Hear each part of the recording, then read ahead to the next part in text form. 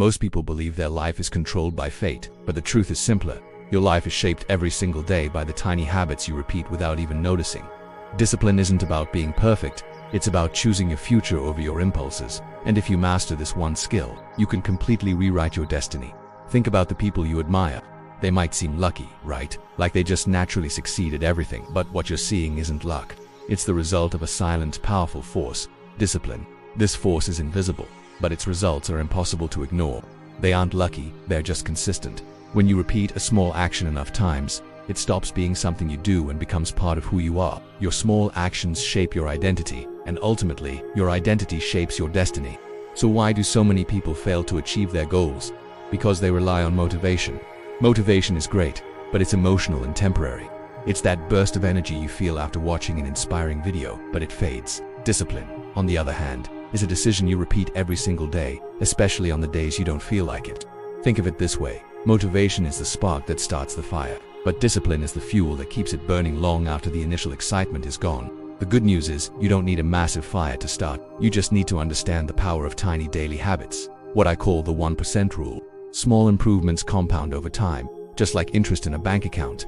1% better each day doesn't feel like much, but after a year, you're 37 times better. For example, what if you committed to just 10 minutes of learning a new skill every day? In a year, that's over 60 hours of focused practice. That's enough to transform your entire skill set and open up new opportunities. One small habit can create a ripple effect, changing your mindset, your productivity, and your energy. The secret is to build microdiscipline by starting smaller than you think you should.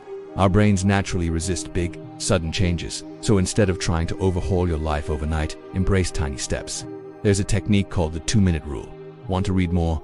Just read 1 page. Want to exercise? Just put on your workout clothes. Make the habit so small that it feels almost ridiculous not to do it. When you make discipline so easy that failure is nearly impossible, you start building momentum. Another trick is to remove friction. Make your good habits effortless by preparing your environment for success. If you want to stop scrolling on your phone first thing in the morning, don't just rely on willpower. Put your phone in another room before you go to bed. If you want to work on a project, clean your desk the night before so you can start immediately. Keep visual reminders of your goals where you can see them. The fewer steps between you and the habit, the more likely you are to do it. This is how you replace willpower with systems. Willpower is a finite resource, but systems can run on autopilot.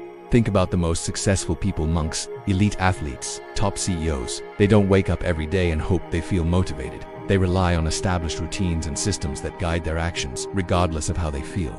Your morning routine, your weekly planning session, your pre-bed ritual, these are the systems that make discipline automatic.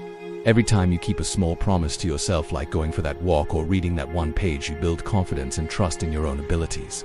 On the flip side, every time you break a promise, you subtly weaken that trust. Discipline isn't a punishment, it's a form of self-love in action. It's telling your future self, I value you enough to do the hard work today. This brings us to a powerful paradox. Most people think discipline limits their freedom. They see it as a cage of rules and restrictions. But the truth is the exact opposite. Discipline creates freedom. When you're disciplined with your time, you get more time back. When you're disciplined with your health, you gain more energy and vitality. When you're disciplined with your finances, you earn more choices. When you own your habits, you own your life. But remember the monk's lesson. Focus on progress, not perfection. Discipline isn't about having a perfect record. You will have off days, you will fail. The goal isn't to never fall down. It's to get back up, return to your path, and keep going. A small, consistent effort will always outperform rare bursts of perfection. So I want to end with a challenge for you. The 30-day challenge. Don't try to change everything at once. Just choose one small habit, something you can do in under 5 minutes, and commit to it for the next 30 days. That's it. Post in the comments what your one habit will be, so we can all hold each other accountable. Remember, your future self is built by what you repeat, not by what you dream. Start building today. Thanks for watching, and I'll see you in the next one.